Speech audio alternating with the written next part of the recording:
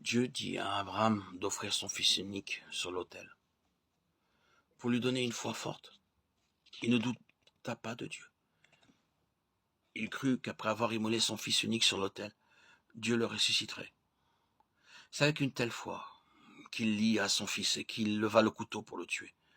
Il savait que sa femme n'était pas animée d'une foi identique. Aussi ne la consulta-t-il pas pour accomplir cet acte. Dieu dit, prends ton fils, ton unique, celui que tu aimes, Isaac, va-t'en au pays de Moria, et là, offre-le en holocauste, sur l'une des montagnes que je te dirai. Genèse 22:2. Il se leva de bon matin, prit ses serviteurs, son âne et s'en alla. Il savait qu'en lui parlant de la chose, elle ne lui aurait pas permis de le faire. Elle aurait dit, comment pouvons-nous offrir notre fils unique? Dieu ne demande jamais une chose semblable. C'est bien souvent la façon dont nous raisonnons. Étant un homme de foi, sans le moindre doute, Abraham se leva de bon matin, prit ses serviteurs et son fils, et mit la fidélité de Dieu à l'épreuve. C'est ainsi que sa foi devint forte. Dieu lui montra ensuite, au moyen du bélier pris dans le buisson, qu'il était aussi lié à lui. Ainsi, pour entrer pleinement en jouissance de notre salut, nous avons besoin d'une foi forte et active.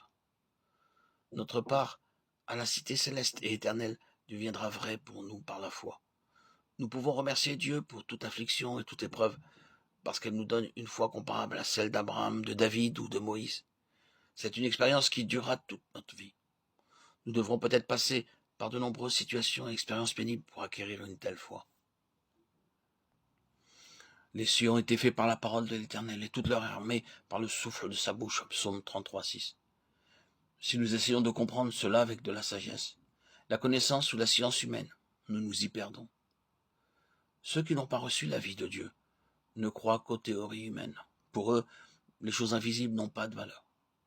Mais nous croyons à ce que dit la Bible. Dieu a pris la poussière de la terre et a créé l'homme. Par ailleurs, la végétation tout entière a été créée sans labourage ni semaille. Selon Genèse 1:3, la lumière fut produite sans soleil ni lune, mais par la parole de Dieu. Comme nous le lisons au chapitre 1 de la Genèse, il dit, et cela fut ainsi. Nous comprenons cela par la foi et nous le croyons par la foi. Ceux qui ne croient pas sont pleins de crainte, de doute, et n'arrivent pas à comprendre ce que Dieu leur a réservé. Au verset 4, nous voyons que Caïn et Abel avaient tous deux le désir d'offrir un sacrifice qui puisse plaire à Dieu. Dieu avait montré que quelqu'un devait mourir en leur faveur. Caïn se mit à discuter et à penser que Dieu aurait plus de plaisir en recevant les fruits de la terre.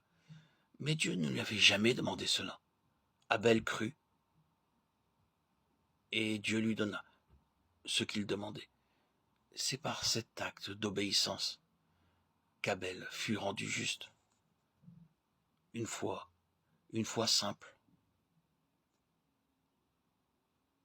qui offre la délivrance, la bénédiction. Lire la Bible, croire en ce que nous dit la Bible. Et la plus belle et la plus merveilleuse délivrance qu'un homme puisse recevoir dans sa vie. La Bible est la parole de Dieu. Et le Saint-Esprit est notre meilleur professeur. Ne mettons pas en doute les récits de la Bible. En elle se trouve la lumière. Dans les Écritures saintes, nous pouvons cheminer toujours dans la foi et trouver cette lumière qui nous éclaire jour après jour sur le sentier de la sanctification, sur le chemin réservé aux hommes de bonne volonté, en qui la foi est gravée, marquée, scellée, tel un sceau dans le cœur de tout croyant.